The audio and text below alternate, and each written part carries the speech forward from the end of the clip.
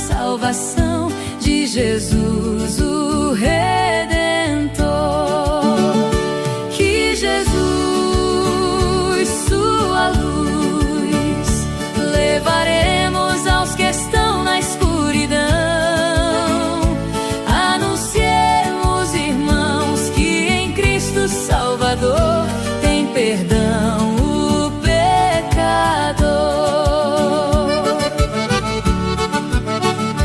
Por terra, pelo ar e pelo mar, o Evangelho vamos proclamar. Falaremos do amor de Jesus, o Salvador.